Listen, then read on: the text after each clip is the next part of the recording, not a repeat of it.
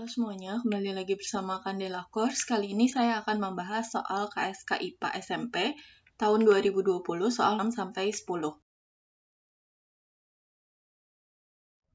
Komponen pembangun sistem rangka sapi adalah A. Seluruh tulang dalam tubuh, B. Seluruh otot dan tendon, C. Seluruh organ tubuh, baik jaringan lunak maupun jaringan keras, D. Semua tulang dalam tubuh dan jaringan yang menghubungkannya.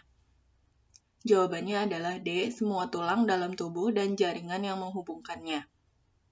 Jadi menurut matriksnya, jaringan tulang sapi atau ruminansia dibagi menjadi tulang kompak yang termasuk tulang dengan matrik yang rapat dan padat, kemudian tulang spons, ini adalah tulang yang matriknya berongga, seperti tulang pipi dan juga berongga.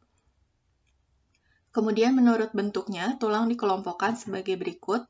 Yang pertama tulang pipa, ini tulang yang bentuknya pipa, serta biasanya berongga. Contohnya tulang kering, tulang betis, tulang pengumpil.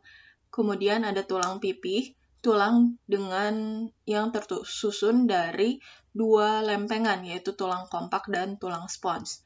Kemudian ada tulang pendek, ini adalah tulang yang bentuknya kubus, yang ada di pangkal kaki, ruas tulang belakang, dan pangkal lengan. Kemudian ada tulang tak berbentuk, tulang yang tidak mempunyai bentuk khusus.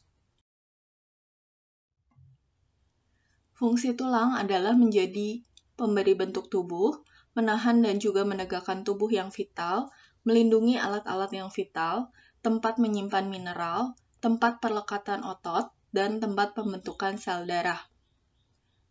Nah, kalau sistem otot, menurut bentuk morfologinya, sistem kerja dan juga lokasi otot dibagi menjadi otot polos, otot lurik, dan otot jantung.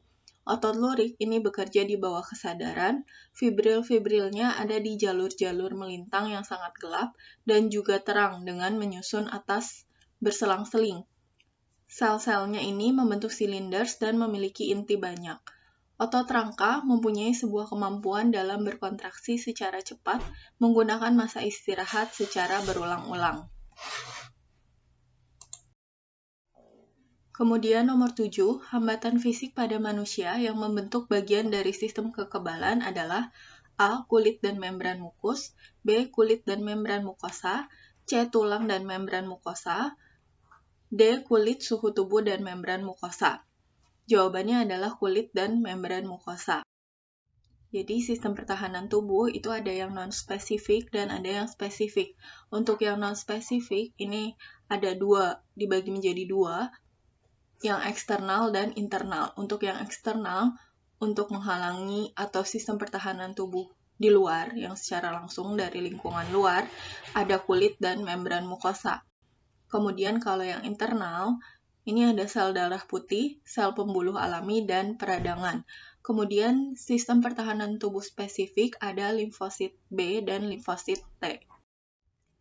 Nomor 8, pada katak perbedaan antara zigot dan sel telur adalah yang A, zigot jauh lebih besar, yang B, zigot membelah secara meiosis, yang C, zigot terdiri atas lebih dari satu sel, yang D, zigot memiliki lebih banyak kromosom. Jawabannya adalah yang D.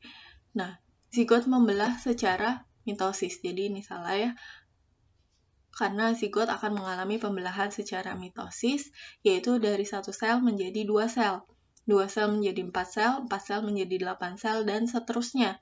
Pembelahan sel tersebut berlangsung secara cepat dan akan menghasilkan sel-sel anak yang tetap terkumpul menjadi satu kesatuan yang menyerupai buah anggur yang disebut morula. Dalam pertumbuhan selanjutnya, morula akan menjadi blastula yang memiliki suatu rongga. Proses pembentukan morula menjadi blastula disebut blastulasi. Kemudian yang D, ini zigot memiliki lebih banyak kromosom, betul. Karena kromosom yang dimiliki zigot adalah diploid atau 2N. Apalagi kalau sudah membelah menjadi 4 sel gitu ya. Jadi 4N kan gitu. Nah, kalau sel telur ini haploid ya, atau N. Jadi zigot terdiri atas lebih dari satu sel gitu. Lebih banyak kromosom ya.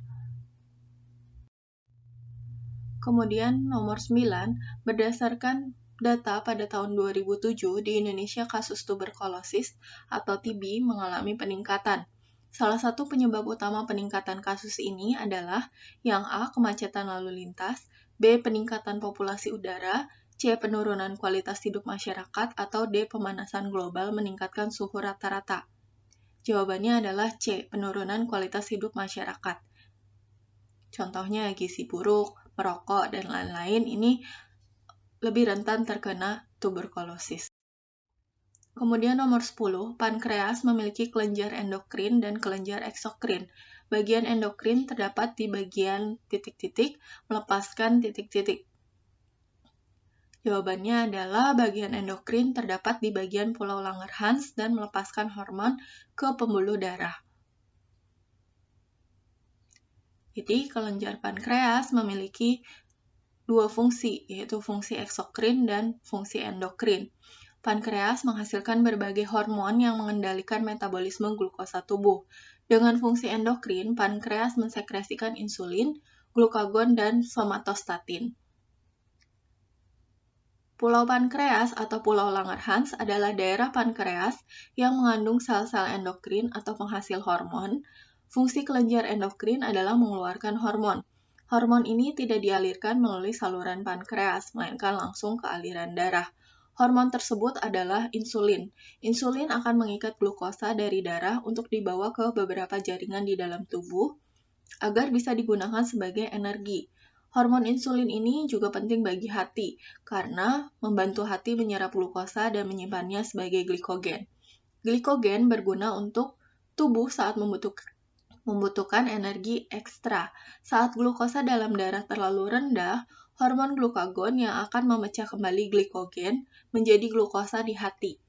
Glukagon juga dihasilkan oleh pankreas. Kalau eksokrin ini adalah kelenjar yang mengeluarkan cairan berupa enzim melalui salurannya sendiri menuju dunia luar, baik di dalam maupun di permukaan tubuh.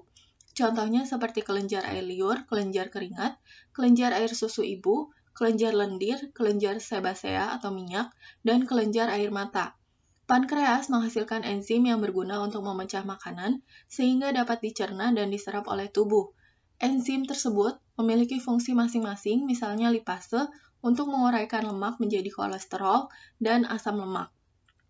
Kemotripsin dan tripsin untuk mencerna protein. Selain itu, ada pula amilase yang berfungsi untuk menguraikan karbohidrat.